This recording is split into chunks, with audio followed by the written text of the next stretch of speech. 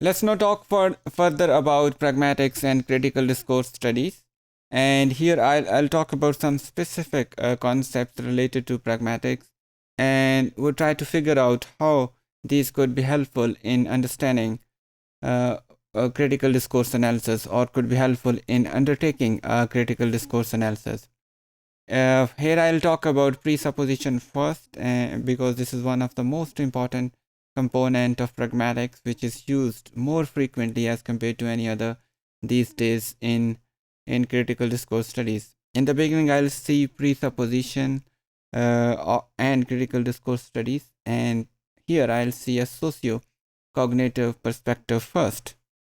If just look at presupposition from a socio-cognitive perspective, you see that in the light of a figure-ground distinction, where the presupposed knowledge or presupposed awareness can be figured as something which sets the background.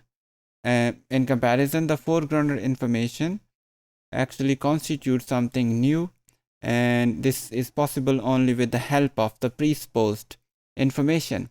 Therefore, presupposition does the work of the background, but without this background, we cannot understand or actually elicit the new information which we want to convey. Presupposition thus may be very difficult to refute, because it's not the surface knowledge, new knowledge, which you can refute all of a sudden. But if you want to refute a presupposition, you will have to go back and find the background knowledge, and then you will have to bring it to the surface, to the foreground, and then challenge it and refute it. But usually it is believed in traditional pragmatics that presuppositions remain constant under negation. That means even a typical presupposition would remain constant, it would remain intact even the main information is challenged. For example, if somebody says that the emperor of Japan is dead, and somebody says, and we have a presupposition that there is an emperor of Japan, and if somebody says that emperor of Japan is not dead, even then the presupposition that there is an emperor of Japan would remain intact even if he is not dead. So presupposition would remain constant in according to the rules we have in contemporary pragmatics. From a cognitive perspective, presupposition constitutes the ground in figure-ground distinctions in discourse, which is obviously necessary, as I said earlier, for understanding the discourse, and it is also not very easy or not possible to negate it negate it easily. Intuitively, a presupposition constitutes a necessary assumption required to understand the meaning of a sentence. It sets the background. It's the assumption on which a new information is based on. That's why it becomes very difficult to refute it. For example, if we say John returned to Cambridge, the presupposition here is that John has been to Cambridge. Similarly, if I were Superman, I would be bulletproof.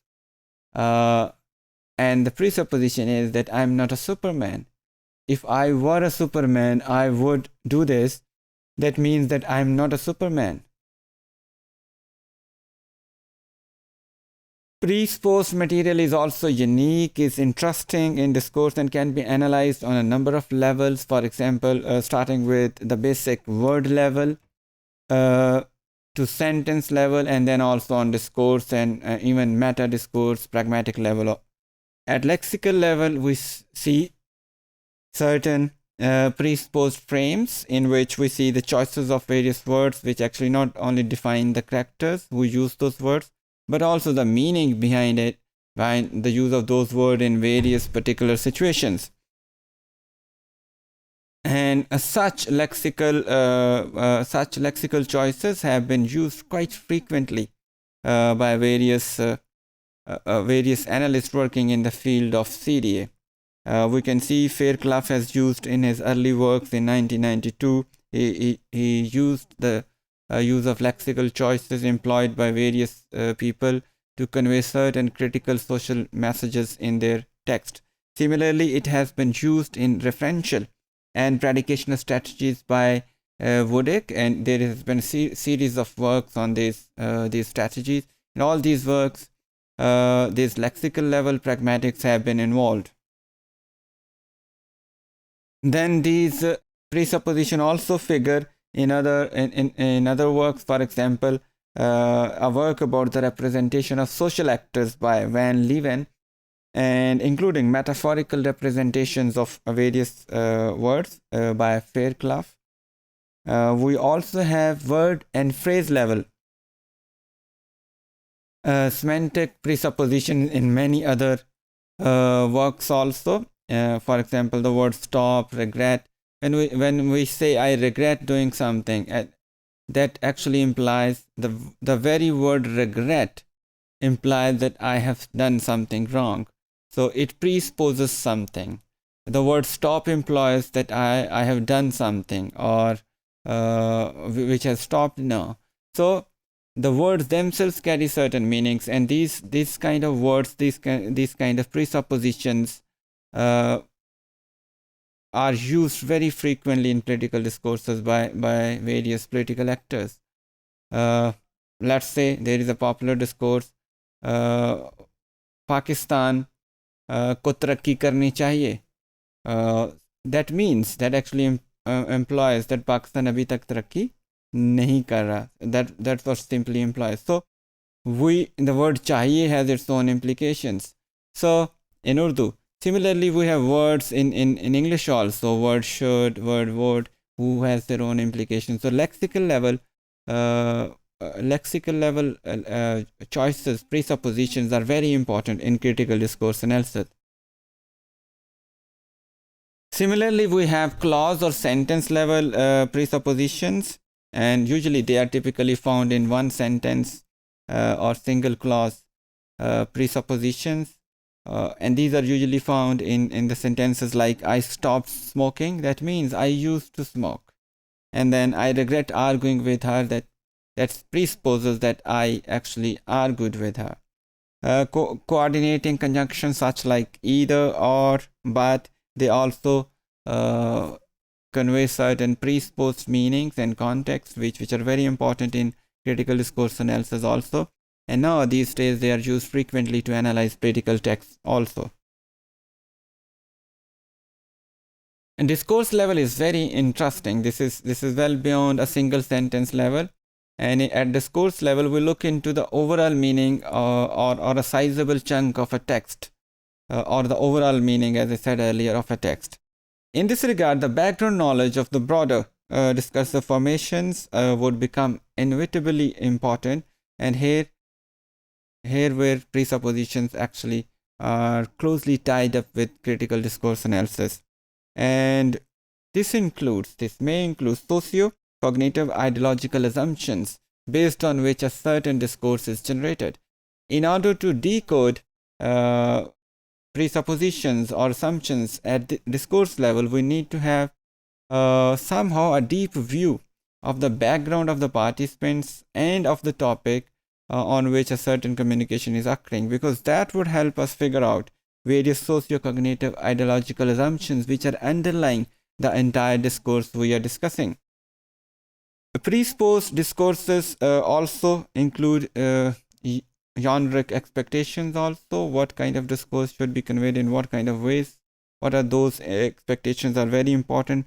Then position of information in the overall structure of a text, and how a certain text text fits in the overall discourse, where it is placed in the beginning, in the end, or in the middle. That's also very important to be known. Similarly, allusions, pre-assumptions, and background knowledge, they are also very important. What kind of references have been directly or indirectly conveyed, allusions, they are extremely important.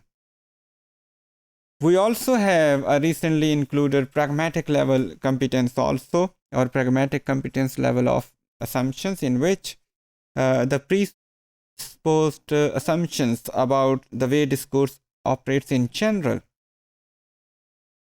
is also investigated. How it's more a procedural level.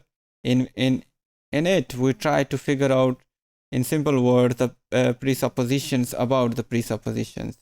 That means that it involves some kind of felicity conditions, the conditions in which a certain discourse should be performed. If those conditions are followed properly, have those been followed properly, or they have been violated somewhere, would have a bearing on the overall performance and therefore on the meaning of a certain discourse. So therefore, there has to be a pragmatic competence level also, so that we may judge that a certain presupposition have been conveyed properly. If not, probably it will not work properly. It is at this level that people's theories of mind operate quite quickly, and they apply their background knowledge, their application, their pragmatic knowledge to understand certain presuppositions. And this is very much a kind of procedural knowledge which should be there in order to dig the meanings deeply.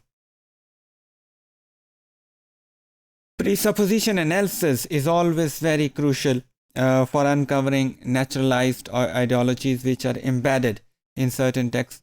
Those ideologies which have been naturalized for a long time, this kind of presuppositions can help us in decoding, unearthing those ideologies, as well as it would help us in examining the manipulative functions of a discourse, especially by finding certain strategies to unearth these manipulative functions or naturalized hidden ideologies.